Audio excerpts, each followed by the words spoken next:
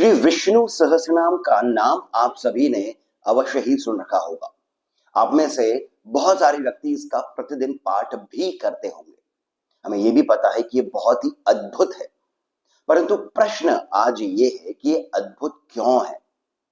बहुत सारे कारण हैं और एक कारण तो ये ही है कि इसमें भगवान श्री हरि विष्णु के एक सहस्र नाम आते हैं और नाम जप की महिमा तो अतुलनीय है।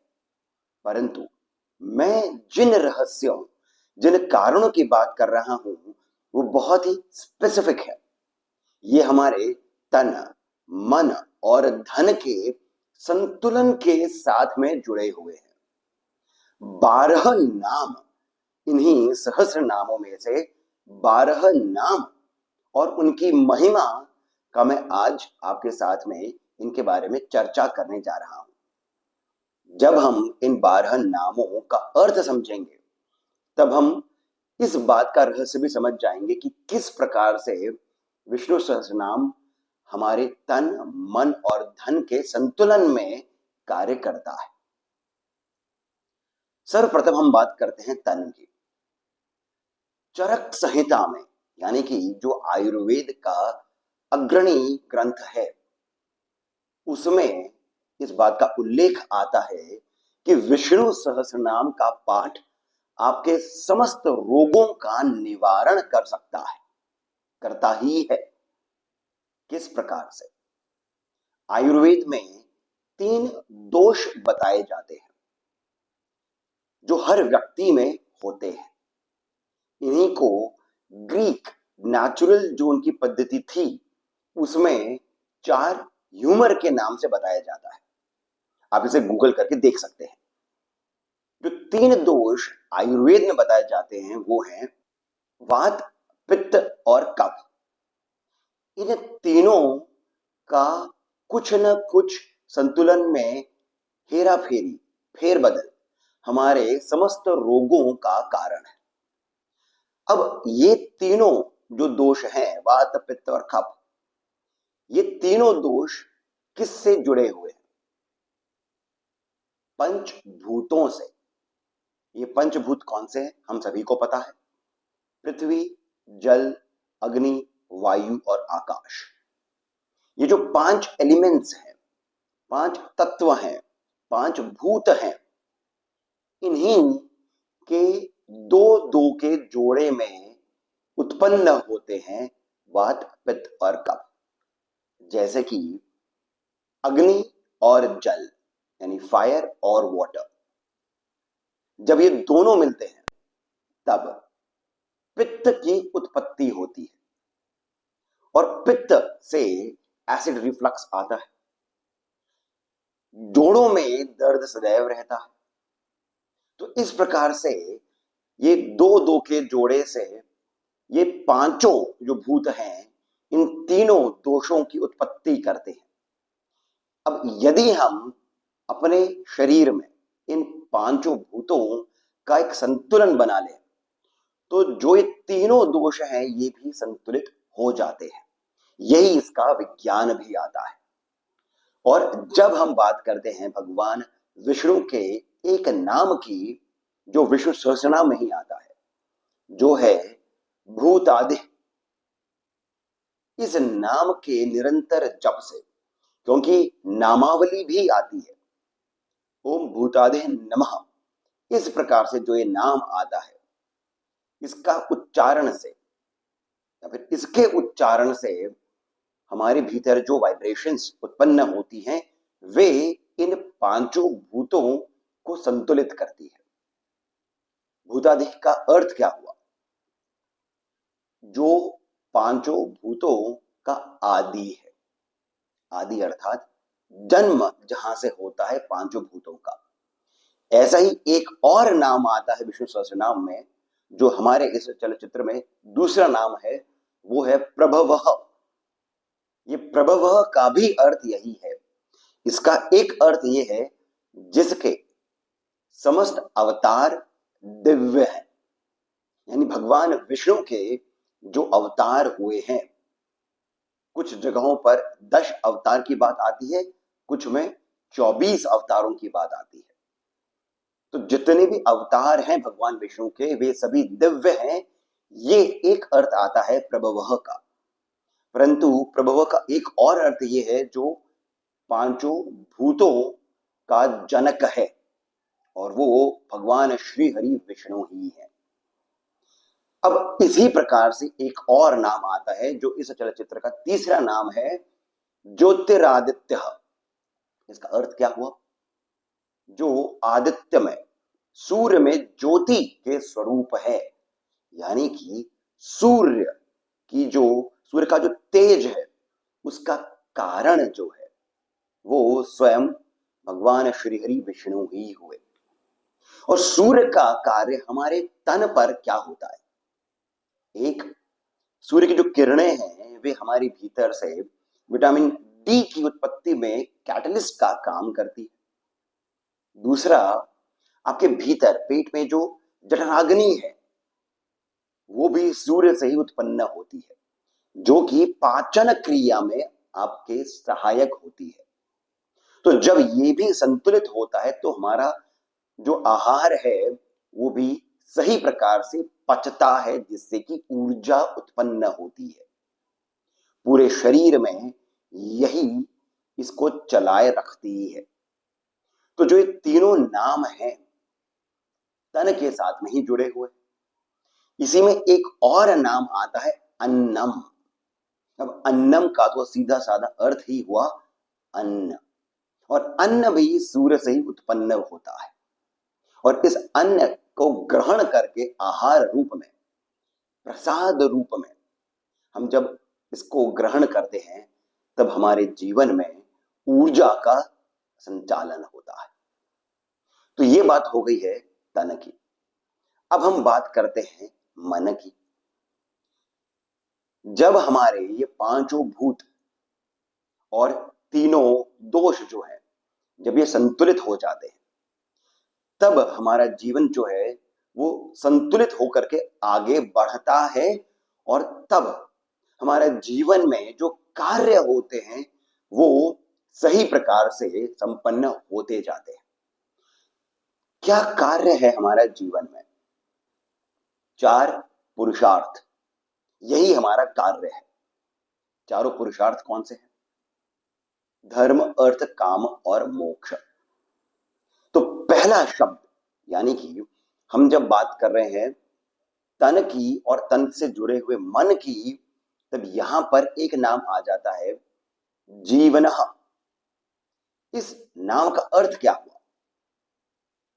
जो प्राण रूप से जीवित रखता है, यानी कि ये जो नाम है ये भगवान विष्णु के उस कार्य की बात करता है जिससे कि प्राण उत्पन्न होता है। प्राण हमारे जीवन को चलाए रखता है।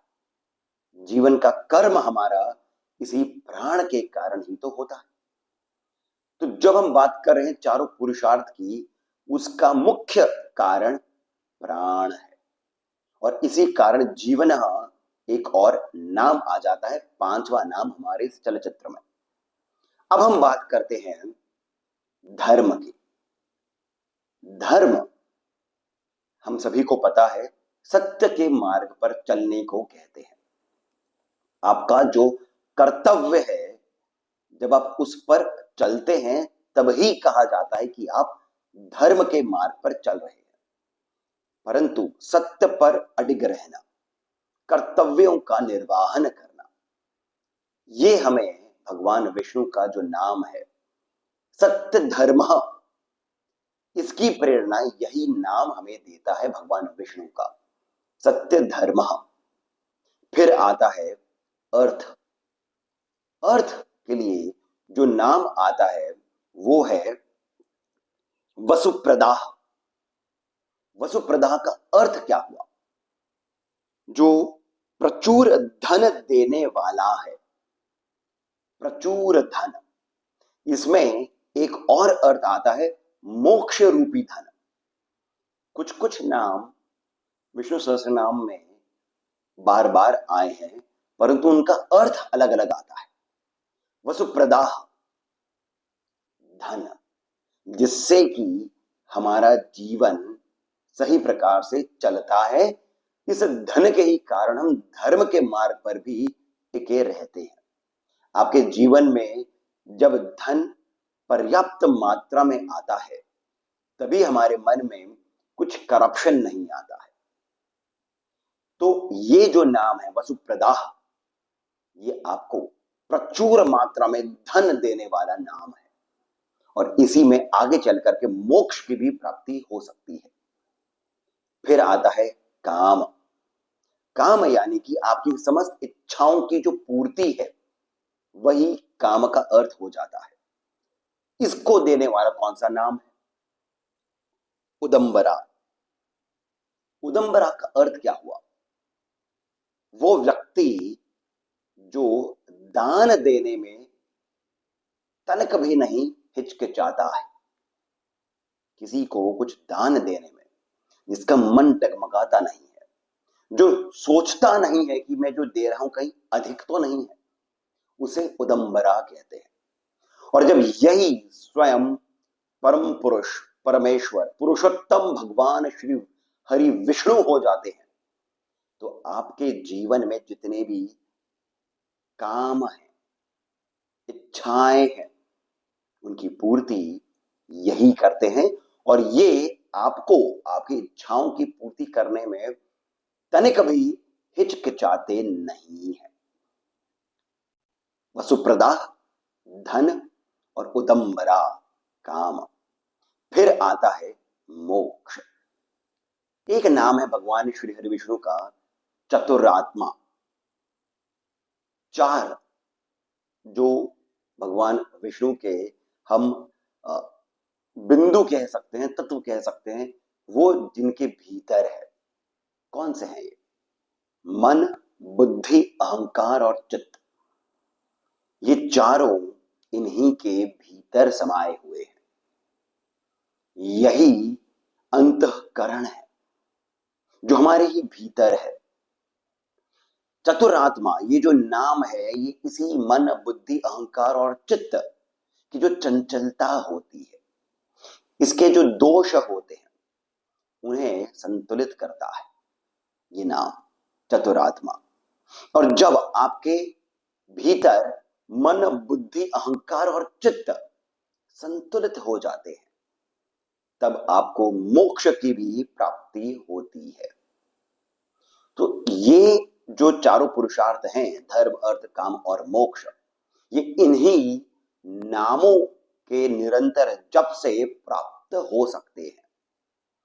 फिर भगवान विष्णु का एक और नाम आता है, सुंदर सा नाम है पवित्रम, यानी जो प्योर है, जो सर्वाधिक पवित्र है। जब हमारा जीवन तन से, मन से, धन से संतुलित हो जाता है, तब हमारे भीतर वो स्वच्छता जागृत होती है। मन की स्वच्छता यही वो कारण है जिससे कि हम कृपा के पात्र बनते हैं। तो पवित्रम ये नाम हमें पवित्र रखता है, करता भी है और रखता भी है। फिर एक और नाम आता है धाता। धाता हो गया वो जो अनुभवों को धारण करता है। तन, मन, धन, पांचों भूत, धर्म, अर्थ, काम, मोक्ष, ये चारों पुरुषार्थ जब ये सभी संतुलन में होते हैं, तो उससे जो नाना प्रकार के अनुभव आपके जीवन में आते हैं, ये अनुभव आपके सांसारिक जो अनुभव है उनसे भी जुड़े हुए हैं, यानी कि परिवार, सौहार्द, सौभाग्य, नाम, यश, कीर्ति, ये सब। और जो आध्यात्मिक अनुभव है, इन सभी को जो धारण करते हैं वही धाता है। और फिर बाद में अंतिम नाम बहुत ही रहस्यमय है, और वो है चक्री। अब चक्री का एक अर्थ ये है जो चक्र को धारण करते हैं। हमें पता ही है कौन है, परंतु चक्र जो है वो क्या बताता है? चक्र का एक अर्थ आता है काल, जो काल को चलायमान रखते हैं, समय जिसे हम कहते हैं। वही चक्री है। परंतु ये जो चक्र है इसका एक और गहरा रहस्य है कुंडलिनी से जुड़ा हुआ। चक्र जो है ये हमारे जो कुंडलिनी से जुड़े हुए षट चक्र हैं उनकी भी बात करता है। चक्री जो है यानी भगवान श्री हरि विष्णु, ये कुंडलिनी के जागरण में आपको ऊर्जा प्रदान करते हैं। जब ये चक्र घूमते हैं यानी कि खुलते हैं तो जो कुंडलिनी है वो सुषुम्ना के माध्यम से आपके भीतर ऊपर की ओर उठती है, जो श्री कृष्ण की शक्ति है, जो श्री कृष्ण के मनुष्य रूप में प्राण है और जो इनके आध्यात्मिक रूप में चेतना है।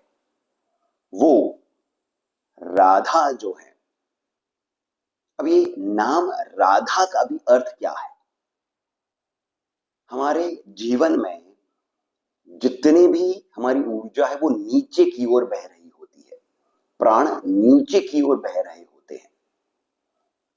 इसी कारण हमारी जो कुंडलिनी है उसका भी जागरण नहीं होता है या फिर हो नहीं सकता है जब तक ये जो ऊर्जा का प्रवाह है ये रहता है, इसकी जो धारा है वो नीचे की ओर रहती है। परंतु जब हम श्री हरि विष्णु यानी कि श्री कृष्ण इस तत्व को समझ लेते हैं, मन को स्वच्छ करके, तब यही जो धारा है ये अब ऊर्ध्व गमन करती है, ऊपर की ओर गमन करती है और यही धारा फिर राधा में परिवर्तित हो जाती है, चेतना में फिर ये परिवर्तित हो जाती है। बहुत ही गहरा रहस्य है। तो ये जो नाम है, ये नाम आपके जीवन में तन मन धन इसको संतुलित करते हैं। और जब हम समस्त विष्णु सहस्त्र नाम का पाठ प्रतिदिन करते हैं तो सोचिए आपके जीवन में क्या कुछ नहीं बदल जाएगा। गुरु जो है यानी कि बृहस्पति, जो कि आपके जीवन में समस्त शुभ को प्रदान करने वाला ग्रह है, यानी कि ज्योतिष में सबसे भारी ग्रह जो है बृहस्पति है, गुरु। और ये गुरु ही है जो आपके जीवन में जितना भी उत्थान होता है, जितना भी धन का आना होता है, यश कीर्ति मान सम्मान ऐश्वर्य, वो इस गुरु के ही कारण होता है। और जो एक गुरु तत्व है इसके समाधान के लिए जो पंडित हैं, जो ज्ञानी हैं, वे विष्णु सहस्त्र नाम के जाप का ही समाधान बताते हैं। तो आशा करता हूं कि आपको इस अद्भुत से स्तोत्र का एक और रहस्य समझ में आया होगा, एक और कारण आपको पता लगा होगा, जिससे कि अब आपको विष्णु सहस्त्रनाम का पाठ अवश्य कर ही लेना चाहिए। अपने जीवन में निरंतर इसको बनाए रखें। आशा करता हूं कि आपको यह चलचित्र लाभप्रद लगा होगा, सुंदर लगा होगा। यदि ऐसा है तो मेरा बहुत ही विनम्र अनुरोध है कि आप इस वीडियो को तो लाइक अवश्य ही करें, परंतु साथ ही साथ हमें सब्सक्राइब भी करना नहीं भूलें। और कमेंट सेक्शन में जो पहला कमेंट पिन है वहां से पेटीएम, जीपे इत्यादि के माध्यम से जितना अधिक हो सके आप हमें श्री सहयोग भी प्रदान करें, बहुत अधिक प्रोत्साहन मिलता है। इसके साथ मैं सिद्धार्थ अब आप सभी से जानकारी लेता हूं। धन्यवाद।